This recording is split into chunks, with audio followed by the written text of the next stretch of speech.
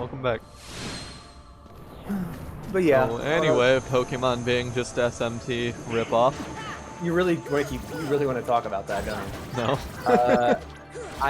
But yeah, it's like what I was saying. Like Final Fantasies, like a lot of the complaints I see are from people who obviously didn't start playing until 7. Such as the one of talking about characters are too effeminate, and they don't like the anime look. When the anime look has always either been there, or every character has always been effeminate. Like, have you seen the Warrior of Light from Final Fantasy 1? Yeah. Like that's a girly boy, but like it's always been a thing. Also, it's because people don't translate the sprites into like anime style, even though exactly kind of because anime wasn't big back. Yeah. Yeah, Final Fantasy has always been anime. It's just we used our imaginations. It's your brain that was wrong, not the series. Your childhood was a lie. Your brain. Because was like wrong. if you look at art books, it's all got like that very stylized anime style, but. Yoshitaka Amano's sketches have always been very stylized and feminine and anime. Very, very, very pretty. A lot of pretty boys. But like, they're always criticizing shit that don't matter.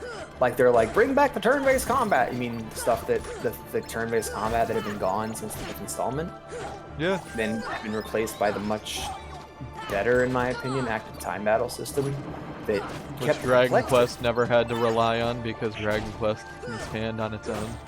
Whenever we talk about it, it's like the way that you evolve that kind of thing is you either increase the complexity or you increase the speed. And Final Fantasy increased the speed. Yeah. Sorry, from Final Fantasy 4 onwards had the ATB system. And again, the template for the world design is there. It's Dragon Quest. Dragon Quest since 8 has shown how you make this kind of game in 3D. Yeah. Kind of there really is no excuses to be made, and I think people are just focusing on the wrong shit. Also, the Final Fantasy story is being overly complicated. Again, been a thing since Final Fantasy 1. Complex storytelling isn't a problem as long as it's good. Yeah. I don't think fans of these series know what makes them good, and I think it's because there's a lot of fans who refuse to go back and play the older games, you know? I also don't think I've ever heard anyone complain about the complex stories. People say they're overly convoluted, but then again, if you have a game that's like 70 hours long, you kind of want the stories to be a bit convoluted, you know? Yeah. Keep you guessing, keep you wondering. I mean, I still don't know what the fuck went on in a lot of the Witcher stories. I still get confused about things that happen in the Kingdom Hearts series. Because these games are long as hell, and you want a story to help you wondering and keep you thinking. Yeah. And I don't know, it's just like... And then Final Fantasy VII Remake was the confirmation that even people that love Final Fantasy VII don't know what makes that... don't understand the core message of those games and don't really care. They just like Aerith and Cloud and want to see their action figures bump together on the screen. Yeah. And it's a real bummer for me because I love that game, and I thought... I'm that asshole who's like, Final Fantasy VII isn't overrated. It's just really, really good, and people are sick of hearing about it. But then, now that it's Final overrated. Fantasy, it's not only overrated, it's misrated. Like, I'm glad I went through the original when I did, well before the remake came out, because like, I didn't hate the game at all, but I do agree it is a little overrated. Like, it's a great fucking game. Don't get me wrong. I love Final Fantasy VII, but it's got the exact same problem as Undertale, where it's not that people like it too much. It's that people like it for the wrong reasons. Yeah, that too. It's the good thing about Undertale is that how its mechanics and story link up perfectly. Not that you like Sans and that Sans is cool and he's a funny meme boy, or that characters are cute or fun. That's fine. Cute, fun writing's okay, but the greatest thing about Undertale is that its mechanics and story link almost perfectly. Yeah. And then Final Fantasy VII is a message all about death and rebirth and reincarnation, and how life doesn't end when you die. Basically, how your influence in being doesn't end when you die, and that life is this wonderful circle and cycle goes on forever. And I like Zack. He's back. I hope I get to play as Zack in the next Final Fantasy game. Same kind of goes for 10 as well. 10's all about the cycle of rebirth. I would argue it handles it better than 7. Honestly, in a lot of ways, yes. Because but a lot of people are like, oh, it's the ha-ha game. Oh, it's cringy writing. Or cringy acting. Let's make fun of it. Like, no, fuck you. like I think there's a quote from a movie or a book. I don't remember what it's called. It's fucking subtext is for cowards, and that is a surprisingly relevant quote because 7 has subtext. Yeah, a lot of the time, people only care what is straight up said at surface value. Like, they don't feel the need to dig deeper and think. Like, they just want flashy colors and lights and fighting. They don't want to chew. They don't want to chew their fucking food. They just want to shove it down their well-lubricated throats. Yeah. And it's so frustrating for me because I love chewing my food. That's how you savor it. Like savoring. It's all about savoring. You gotta savor what's going on and like happening in the moment. Yeah, it's like fucking. I remember talking to someone recently. I think it was something I said at the end. I think it was something I said at the Geek Meetup in Grand Rapids, where somebody was talking about how they didn't like how in Samurai Champloo, Mugen and Jin never fought one another. And they said they were bored by it and just kind of forced their way through it. And I'm like, do you chew your food when you eat? Was my question, and it came across as really rude, but it's like, it's there. You're meant to be watching it actively and thinking about it constantly, making assumptions, theories as you watch. Like The Lighthouse. The Lighthouse is that way. 2001: A Space Odyssey is that way. A lot of old classic pieces of film are that way, and it ties into that thing of subtext is for cowards. The difference between 7 and 10 is that 10 goes, here is the meaning of the story, but they present it in a really good way with specifically the what's the name of that fucking town that got murdered? That was shit. Fuck. Kilika. The sending and the summoning. Is it the sending? Or It was this. Yeah, sending. The sending of Kilika was this moment of this is what the story is about. Yeah, when I was because it was a long time since I played that, so I booted it up on the Vita like a year or so ago, and I had like only fond good memories of like happiness and fun happening in that game, and then I got to the sending part. Like this beautiful tragic scene. I where basically almost started crying. In fact, I think I did start crying because like the combination of the music and just the realization that all those people just straight up died in front of you. Oh yeah, absolutely, and that Yuna is you find out like it establishes so much. It establishes the role a summoner plays. It establishes the cycle of death and rebirth in that world. Yep. It helps brace you for later tragic events in the story. It's this beautiful, beautiful moment where they basically, for lack of a better word, and I need anybody who's watching to understand, I'm not saying this in a derivative or mean kind of way, where it shoves the meaning of the story in your fucking face. Yeah, it definitely does. And 7 never does that. 7's all subtext. All of the fucking death and rebirth shit is in the background, existing as natural parts of that world. However, the difference is that you ask somebody what's the meaning of Final Fantasy X, and they'll tell you. You ask someone what's the meaning of Final Fantasy VII, and they'll go, I don't know, it was a fun video game I played when I was a kid. Or they won't, or they will tell you the wrong thing, or they won't know, you know? That's another issue, is that for a lot of people, they're just, for lack of, yeah, exactly. They're blinded by the rose-tinted goggles of nostalgia a lot of the time.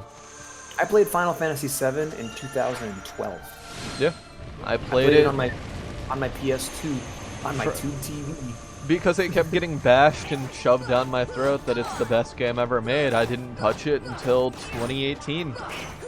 Yeah, and then when I played it, I found a deeper appreciation for it, in which I liked the game in my own way. I played Undertale before it was popular. Like, and that's a very hipstery thing to say, but by the time I finished Undertale, it was still a game that I was recommending to people. Yeah. I was one of the people that was pushing it, and then when it fucking blew up because of, like, Game Thyroid or whatever, there's that movie you're talking about.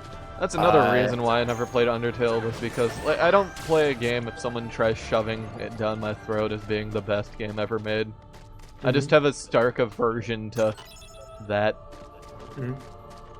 Yeah, Undertale is, what's funny, like, Angela and I had a huge argument about Undertale and, like, whether or not it was good. And that argument shows that Angelo, somebody who actively didn't play it and doesn't really like it, understands why I think Undertale's fantastic more than most other people. It's that kind of choice mattering doesn't really exist in that kind of game, you know? Yeah. 7 hearts, 1 keyhole, 1 key to open the door to darkness, tied up with 2 keys. The darkness Door- seal the light, seal none the shall light, pass, but shadows return to the darkness. One's born of the heart, and darkness hunger for every heart until the dark door opens. I was gonna read that, but you were still talking, so I figured let you finish. I think another. We're actually playing through Fallout right now. Fallout 2 is another. The Fallout series is another series that I don't think people ignore its message. I just don't think people really care. A big message of Fallout is just letting go of the old world and building atop the new fucked up world. Yeah. And being willing to move on. Which is why the Wasteland becomes increasingly less dark as time goes on. And I know I've heard certain people go like, "Oh, the other games are like goofy and like they're basically a comedy and they don't have the amazing Fallout 2." Yeah, and it's like Fallout 1 into 2 in the New Vegas shows a very clear growth of the Wasteland into a much more modern society, you know? Yeah. Also being goofier too, because like Fallout 2's ending, like one of the ending towns. Yeah, we're on San Fran right now. I don't really like it. I think that's honestly a mistake. But I was gonna say it's like it does have a very clear message of building atop the rubble and moving on, you know? Yeah. Like letting go of the past. All the villains are people that are like tied to the past, you know? And I like really there's do no more reason. Well, there is a reason to fight for survival, but like there's no reason to fight the overarching quote-unquote war that happened 200 years ago, because like all of those people are dead. Like, it's more about just letting moving go on of the past. life. Yeah, move on. That's why ghouls are so tragic. It's just because they're the only people that still remember that shit, and they have no choice but to live in the past Until they get killed off. Until they get killed off by events that happened in my playthrough of Fallout 1. It's fucking ghoul genocide. I didn't mean to. Also, redoing that, I know how to get the water chip super easily. Yeah, sneak. No, just like that first pack of ghouls, you can just walk by as long as you don't get too close, and then go down that sewer. Oh, okay. Yeah, that's not random. Yeah. I did a lot of sneaking in my playthrough because I want to make a sneaky sniper type, and I did. Yeah. It was good. Also, I don't know if it was added through Fallout Fixed, but when I was playing Fallout 1 and I went back to do the quests in the vault, I opened a locker and there were 2 Geks, which hurt my heart. Because I feel like one of those was in lore meant to go to meant to be somewhere else. Oreo? I think so. Super glide. Maybe. I don't know. No, that doesn't make sense then. Never mind. Because like, wasn't there a place? No, never mind. I'm thinking of something different. Never mind. Ignore my stupid thought. But yeah, it made me wonder why the hell there were 2 Geks in there. I want to make a quest, and if I ever get that Fallout tabletop thing going, I want there to be a quest where somebody has you fetch a Gek, and then they smash it with a hammer in front of you. Like, I want to do shit like that. Yeah. But that's something that we can talk about. The idea of idea debt. Like, if you're working on a project, talking about it with people is a bad idea. Because if people praise you for your idea, you're going to get the praise that you would naturally be working towards. Yeah. If you finish the goddamn project. Then again, that world exists for me. Little micro world of Fallout fan fiction that I've created for myself in my head will always be there. I'll always be able to enjoy it and imagine. Okay. And come back there, even if I never finish the project. So there's a little beauty in that too, I suppose. Goofy is there in that Fallout. No. I want Goofy to be in Fallout. That'd be hilarious. Someone needs to make a mod that like replaces a bunch of characters with Kingdom Hearts characters in Fallout 4. Does that exist? That might actually exist already. That exists. Is Fallout Equestria worth reading? Maybe. I read like the first couple chapters and enjoyed it. It wasn't awful. I mean, I like it got a hardcover release, so I assume there's Weird. got to be some sort of quality there. Yeah. Yeah. Guess if you want to, you can. I touched it a little bit, but I'm okay with a good story. I'm okay with Cody stories as long as they're good. yeah. I got a problem. I'm so tired. Actually, no, I'm not. I'm waking up slowly. Also, I get the feeling that this enemy has been. I get the feeling that this enemy has been redesigned because these tribal tattoos look stupid as hell. Yeah, there's actually 3 different versions of him. Oh. There's this behemoth, there's another behemoth that we fought earlier, and then there's the one in Hollow Bastion. Because I think the one we fought at the beginning of this world had like fucking radical flames on it. Radical.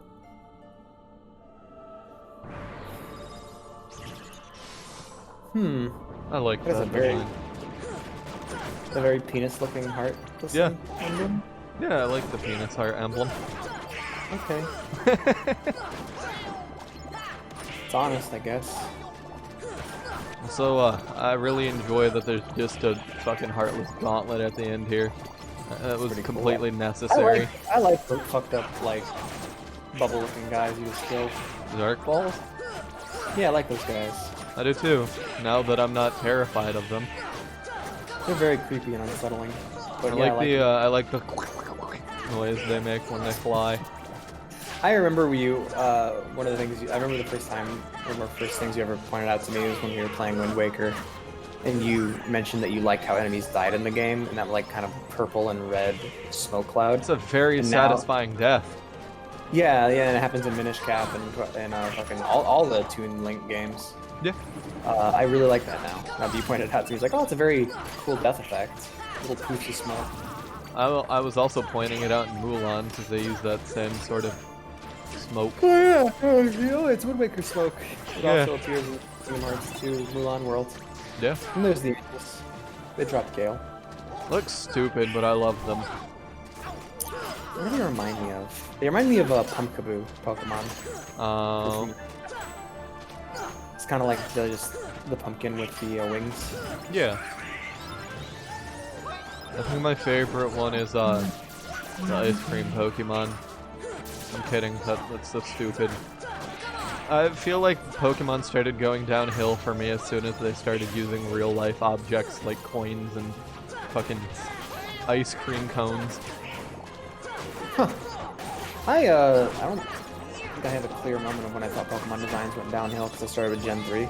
And I was like, I was fine with Pokemon designs being bad in that game because I never wanted to catch them all. I just wanted to have my team of cool dudes. And at the end, I had my team of cool dudes. I mean, Gen 3 is when they started looking really good because they got like the normal style that they are up to this point. Because like on like red and blue and green, every game designs are different. So, I'll be real with you. I'm kind of sick to fucking death of Gen 1. I am too. I've never been a big fan of Gen 1. It's too broken. Because to me it represents two things. It represents my childhood, like the Pokemon designs from Gen 1 specifically. They used to represent my childhood. Now they represent Nintendo trying to remind me of my childhood to trick me into thinking the new games are good. Yeah. Look, Pikachu can surf now! Look, Pikachu's back! It's Charizard! Surf in Gen 2. Or Gen 1. Charizard! Did you clap when you saw it? Stop referencing Red Letter in our LPs. Nope. But yeah, I don't know. Maybe I had this realization when Sword again another back to that topic, but like when Sword and Shield came out and did really well, and all the bitching and criticism people had for the games before they released actually didn't end up mattering at all. Yeah. And I had the realization that I was part of a vocal minority who wasn't okay with the changes being made. It's one of those situations of just, I feel old, I feel tired, and I've come to the conclusion that this just isn't for me. Yeah. And I no longer want anything to do with it. And that's what happened with that situation. It's just like, oh, people don't actually care about quality. People do just want to play with their Pokemon. Okay. I mean, yeah, that's the point of the series. I'm gonna smile and laugh one day when money starts getting taken away from the video games to make the mobile games. That'll be a good time. It's already happening. Also, the end of the episode's happening, so thanks for watching. That